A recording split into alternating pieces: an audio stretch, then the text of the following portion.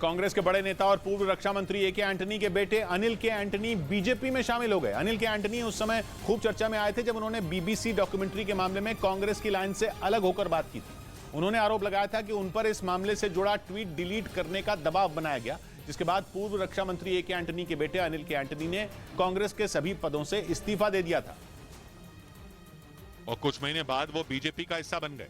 वो बीजेपी अध्यक्ष से भी मिलने पहुंचे। यही नहीं, उन्होंने बेझिझक होकर कांग्रेस पर परिवारवाद का आरोप लगा दिया। कांग्रेस के कई नेता और कार्यकर्ता मानते हैं कि उनका धर्म एक परिवार के लिए काम करना है। अटकलें हैं कि अनिल के एंटनी ने बीबीसी डॉक्यूमेंट्री से जुड़े विवाद की वजह से कांग्रेस छोड़ने का फैसला लिया, क्योंकि उन्होंने पार्टी लाइन से हटकर बात की थी। हालांकि उनके पिता और कांग्रेस के बड़े नेता ए के एंटनी ने दो टूक बोल दिया कि उनके बेटे का फैसला गलत है। I strongly feel it's a wrong decision. ए के एंटनी ने बिना नाम लिए गांधी परिवार की तारीफ भी की। हालांकि वो समय समय पर पार्टी हाईकमान को रणनीति बदलने की सलाह देते रहते हैं।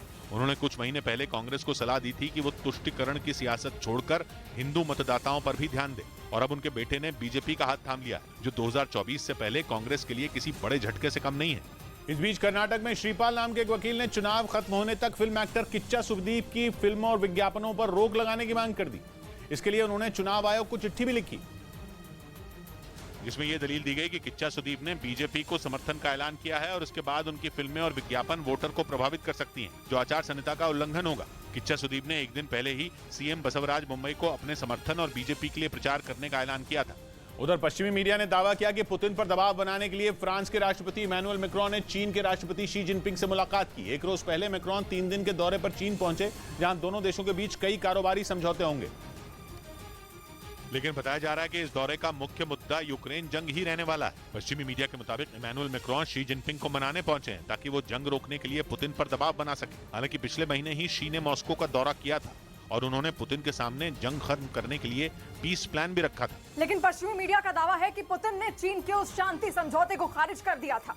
और तो और शी जिनपिंग के चीन पहुंचते ही पुतिन ने बेलारूस में परमाणु हथियार रखने का ऐलान भी कर दिया था। और अब पश्चिमी मीडिया का दावा है कि रूस को रोकने के लिए इमैनुअल मैक्रोन चीन के दरवाजे पर पहुंचे हैं, ताकि शी जिनपिंग के जरिए पुतिन पर दबाव बनाकर जंग को खत्म करवाया जा सके।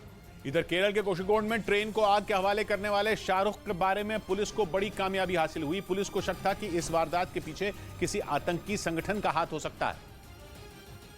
साथ ही ये आशंका भी जताई जा रही थी कि इस वारदात को अंजाम देने में शाहरुख की किसी ने मदद भी की थी। पूछताछ में ये बात सामने आई कि शाहरुख असल में एक यूट्यूबर है। पुलिस सूत्रों से मिली जानकारी के मुताबिक शाहरुख को किसी आतंकी संगठन ने यूट्यूब के जरिए ही संपर्क किया और ट्रेन में आग लगाने का काम सौंपा।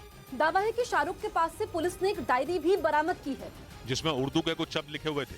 पुलिस सूत्रों का दावा है कि पिछले साल शाहरुख किसी आतंकी संगठन के संपर्क में आया